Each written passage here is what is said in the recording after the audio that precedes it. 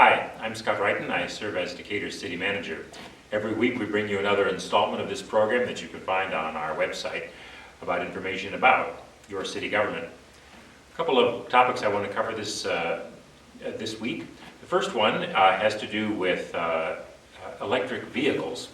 As it turns out, Governor Pritzker has declared this week EV week in Illinois, presumably meaning that we should give more attention to how EVs can change the environment and some of the other positive actions that the state has taken to integrate EV technology into their economic development planning.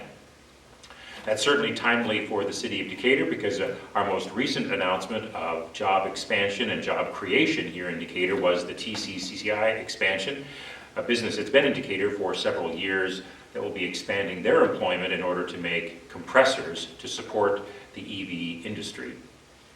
Related to EVs as well, electric vehicles.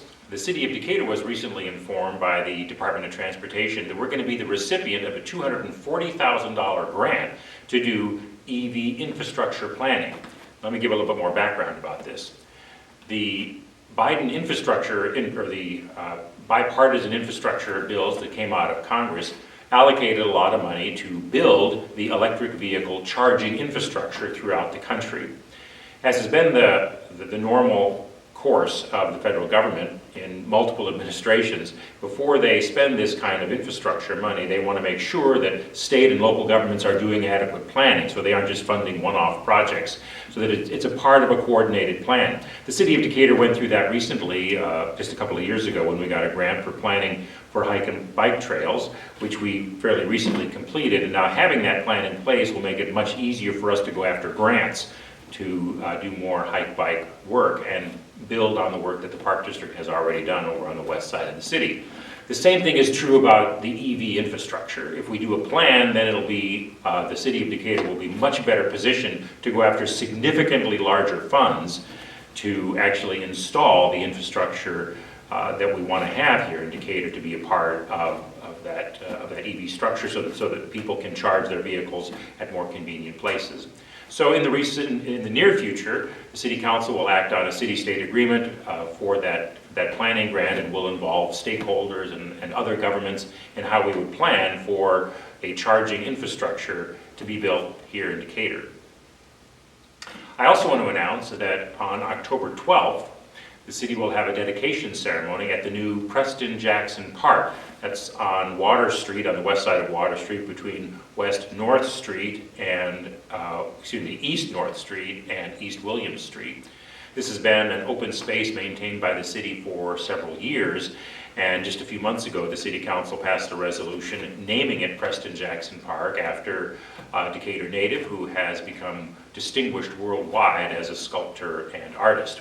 The reason it's been several months between the City Council's decision to name the park after Preston Jackson and now is it took us time to make the signage and to order a brass plaque and to make all those arrangements and to make sure that Preston Jackson himself can be in Decatur to join us for this dedication and celebration.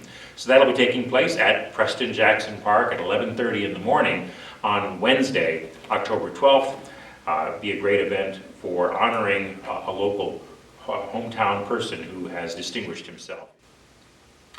Another thing I want to mention to you is that last year the City Council enacted an agreement with the Park District and with G&H Marine that led to the construction in Basin 2 of Lake Decatur of 40 new docks and slips in 2 separate structures. And the agreement provided that as there's a demonstration of additional demand for these docks and slips on the lake for private boats, that the G&H Marine would be directed by the Park District, after the site is approved by the city, to proceed with additional ones. Well, as it turns out, the demand for additional docks and slips has exceeded both the city's and the Park District's expectations. So as a result of that demonstrated demand in the form of a waiting list, there will be 60 new docks and slips installed in the spring, beginning in the spring of 2023. The Park District has already made notification to G&H Marine. So there's 2 there now if you drive down in that space between where the beach house is, and you drive around towards St. Mary's and where the road comes out, which has been converted to one way, and it comes out onto Lost Bridge Road, and you'll see those there. And between the existing ones and the City of Decatur's lake maintenance facility, there'll be 3 more placed in there, 20 each, for a total of 60, and a total over a 2-year period of 100 additional docks and slips, which will mean that a significantly greater number of people have access to the lake for their boats, and shows that there was really a pent-up demand for some time, and that the boating public appreciates, I think, what the city has done with regard to dredging the lake and making it a cleaner and more enjoyable boating experience. So we'll have some more details about that project as we move into the spring.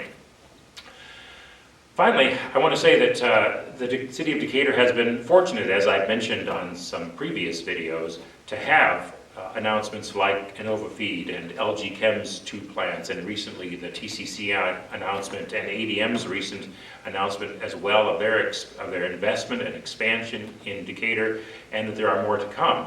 That's certainly good news for the future economy and economic well-being of our community. But it also means that we're going to have to focus on making sure that we have the workers to fill those jobs and adequate housing for them to live moving forward. And then this is no small challenge. It'll be something that the mayor and city council will be devoting, I think, even more attention to in the 5 to 7 years ahead, as these jobs are created, as these new factory positions and buildings and construction all come online. And it'll mean that we'll have to think very hard about how we make sure that not only the existing workforce is retooled and trained so that they can have some of these higher paying, more productive jobs.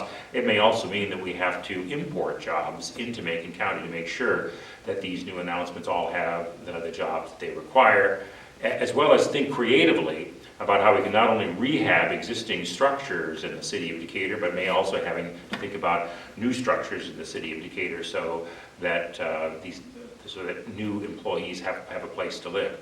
It's certainly a challenge, and one that the City of Decatur is up to, and one that we'll be giving you more updates about as plans materialize and as more specific strategies are developed. So stay tuned to these weekly broadcasts. Thanks for tuning in.